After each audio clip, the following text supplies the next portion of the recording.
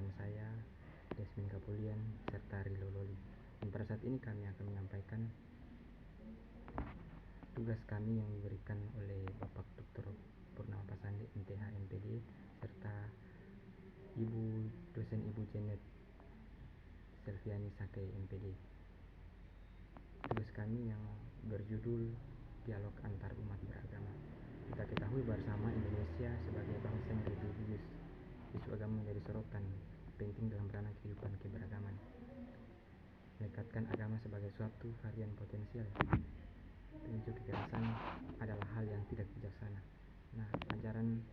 Karena agama adalah sebuah ajaran yang selalu diasosiasikan dengan ajaran penuh dengan nilai kedamaian dan keselamatan. Sementara dalam satu tindak kekerasan terdapat hal-hal yang dapat menimbulkan kerusakan, kehancuran, dan kematian. Tindak kekerasan mengatasnamakan agama seringkali diterjemahkan oleh sebagian orang yang mengatasnamakan agama. Seringkali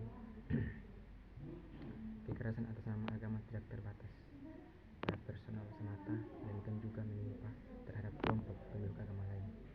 Jangkauan tindak kekerasan atas nama agama dapat disaksikan pada hampir semua kawasan di dunia, misalnya India, Irlandia, Yerusalem, Filipina, Irak, Nigeria, dan juga ada di Indonesia. Di Indonesia ketegangan agama dan kerusuhan juga disebabkan oleh sentimen keagamaan dari beberapa daerah, misalnya di Tasikmalaya, Ketapang, Kupang, Ambon, dan Poso. Pluralisme merupakan fakta yang berada di sekeliling kita.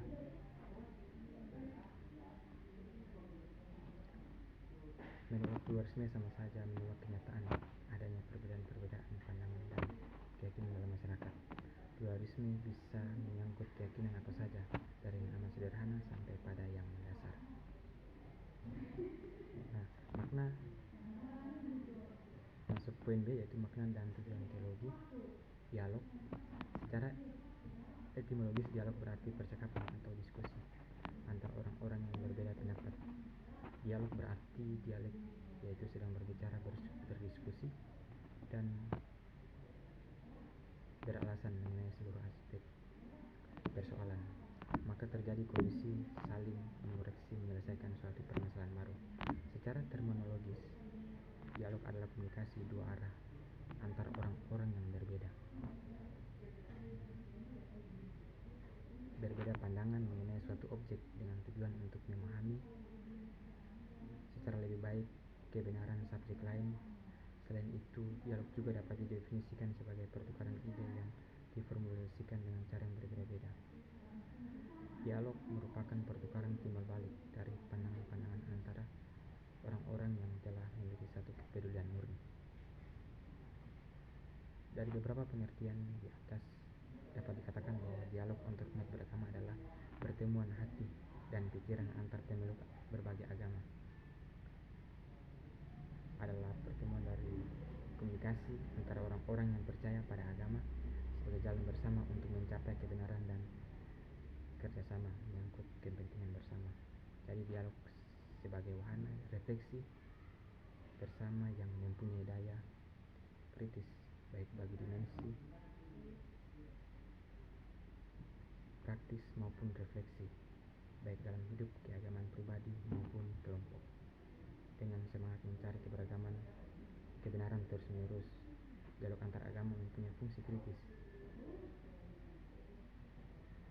dalam ad intra dan keluar ad extra. Sekian dari saya. Terima kasih.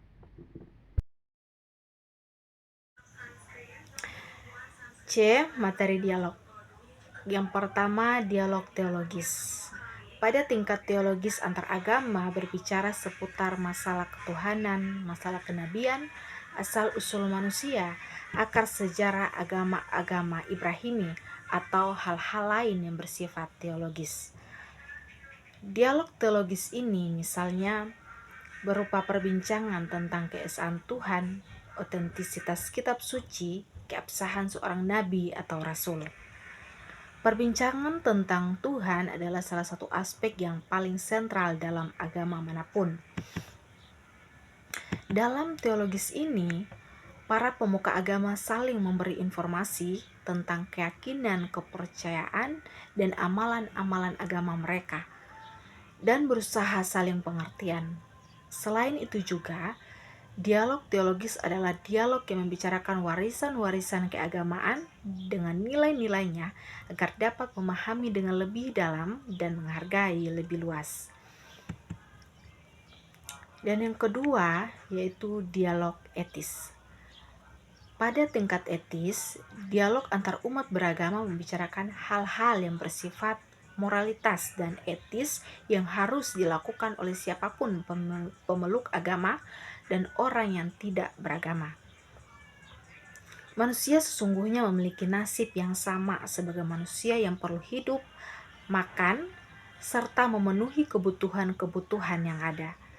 Oleh karena itu, etika universal atau moralitas universal dibutuhkan oleh manusia.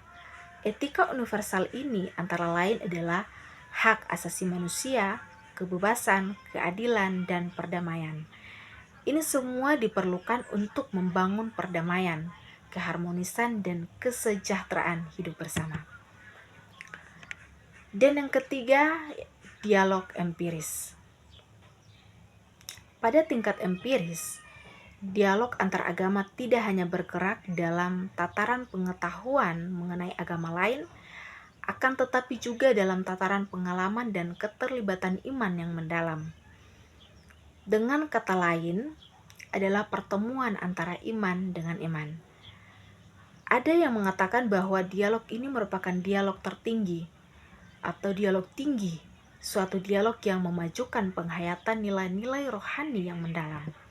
Pada dialog inilah masing-masing berbagai pengalaman doa, kontemplasi, meditasi, dan lebih dalam lagi yaitu pengalaman mistik. Dalam dialog pengalaman ini, para partisipan dialog diberi kesempatan untuk membagi pengalaman-pengalaman keagamaan mereka yang berakar pada tradisi-tradisi agama masing-masing. Dan yang keempat, prinsip dialog. Terdapat beberapa prinsip dalam dialog, yaitu yang pertama, dialog antar agama harus merupakan suatu proyek dua pihak, internal masyarakat, satu agama atau antar masyarakat penganut agama yang berbeda. Kedua, setiap peserta dialog harus mengikuti dialog dengan kejujuran, ketulusan yang sungguh-sungguh, dan sebaliknya dia juga harus yakin dan percaya bahwa mitra dialognya mempunyai ketulusan dan kesungguhan yang seperti dirinya. Yang ketiga, setiap peserta dialog harus mendefinisikan dirinya sendiri. Misalnya, hanya orang Kristenlah yang dapat tepat menjelaskan apa artinya menjadi seorang Kristen. Orang lain hanya dapat mendeskripsikan apa yang dapat dilihatnya dari luar. Keempat, peserta dialog harus mempunyai tujuan untuk mempelajari perubahan, perkembangan persepsi dan pengertian tentang realitas. Kemudian berbuat menurut apa yang sesungguhnya diyakini. Yang kelima, setiap peserta dialog harus mengikuti dialog tanpa asumsi-asumsi yang kuku dan tergesa-gesa mengenai problem yang tidak bisa disetujui. 6. Dialog hanya bisa dilakukan di antara pihak-pihak yang setara. Umpamanya, kalau Hindu dianggap atau dinilai inferior oleh Kristen, maka dialog di antara kedua belah pihak akan tidak terlaksana. Ketujuh, dialog harus dilaksanakan atas dasar saling percaya. 8. Peserta dialog antar agama minimal harus bersifat kritis, taat beragama, dan bisa berbuat baik terhadap umat agama lain. Kesembilan, setiap peserta akhirnya harus mencoba mengalami agama mitra dialog dari dalam. Artinya, melihat setiap agama bukan hanya sebatas apa yang ada dalam logika mereka. Ke-10, dalam dialog antar agama tidak boleh membandingkan idealismenya dengan praktek partner dialognya. Yang perlu dilakukan adalah membandingkan yang seideal atau praktek dengan praktek lainnya. Dan yang kelima yaitu model dialog antar agama.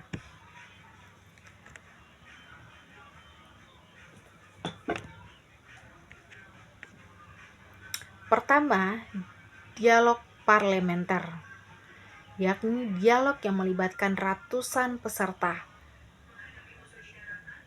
Kedua, dialog kelembagaan, yakni dialog di antara wakil-wakil institusional berbagai organisasi agama. Dan yang ketiga, yaitu dialog teologi.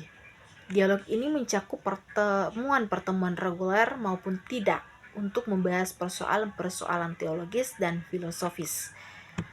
Keempat, dialog dalam masyarakat, dialog kehidupan. Dialog seperti ini pada umumnya berkonsentrasi pada penyelesaian hal-hal praktis dan aktual dalam kehidupan yang menjadi perhatian bersama dan berbangsa dan bernegara. Dan yang kelima, dialog kerohanian, yaitu dialog yang bertujuan untuk menyuburkan dan memperdalam kehidupan spiritual di antara berbagai agama.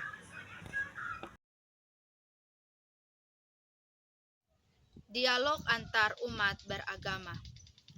Dialog merupakan hal yang harus dikembangkan, mengingat manusia selalu berada dalam proses perkembangan yang terus-menerus tiada henti.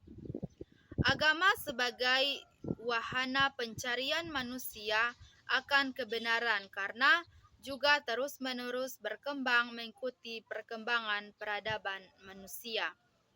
Hal yang perlu diperhatikan dalam dialog menurut Hans Kung adalah bahwa setiap orang beragama harus membuktikan keimanannya masing-masing terlepas dari semua perbedaan yang ada. Misalnya, orang Kristen dan umat Islam harus bertanggung jawab terhadap Tuhan dan melayani masyarakat manusia dengan penuh penghormatan satu sama lain.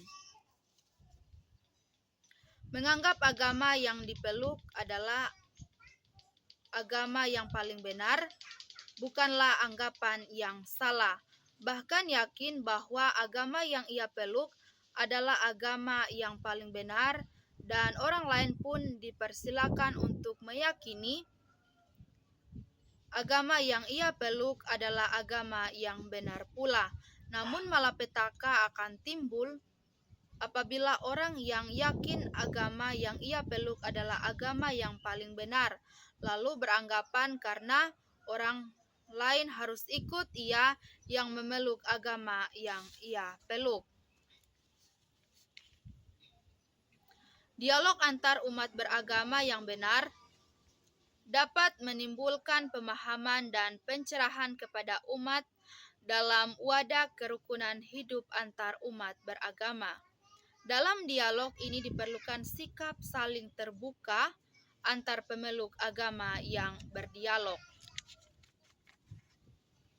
Dialog harus diakui sebagai cara yang paling penting untuk membudayakan kehidupan rukun dan harmonis di antara seluruh umat beragama yang sekarang berada dalam globalisasi dan pluralitas yang heterogen.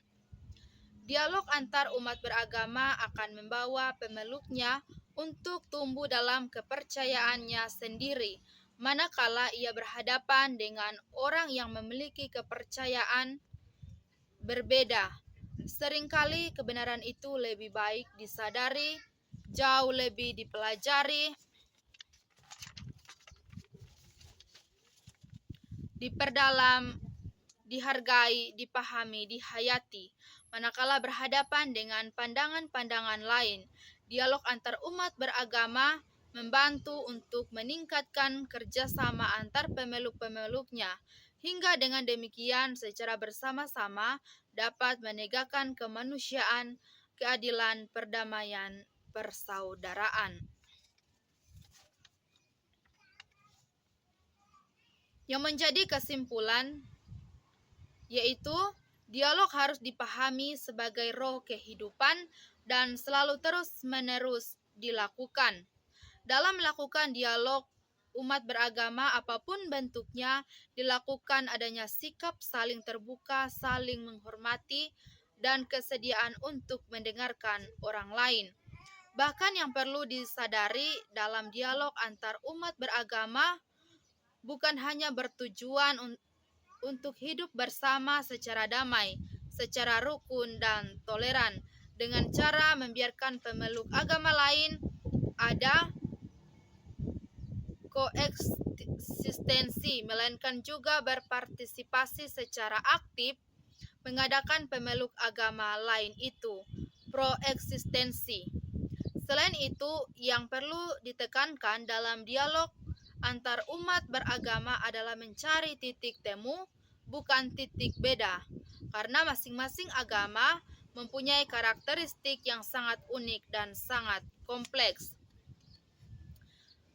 Demi mensukseskan dialog antar umat beragama, maka pemahaman terhadap agama-agama lain tidak hanya diperlukan oleh para elit agama, tetapi harus merambah kepada masyarakat lapisan bawah atau masyarakat awam yang bergesekan langsung dengan para pemeluk agama-agama lain dalam hidup kesehariannya.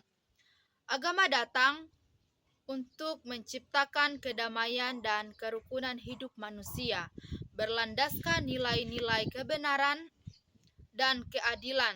Tak satu pun agama yang hadir ke dunia ini untuk membentuk manusia brutal dan beringas. Justru dalam agamalah manusia menemukan prinsip dasar untuk saling mengasihi, menyayangi, dan memahami antar sesama manusia.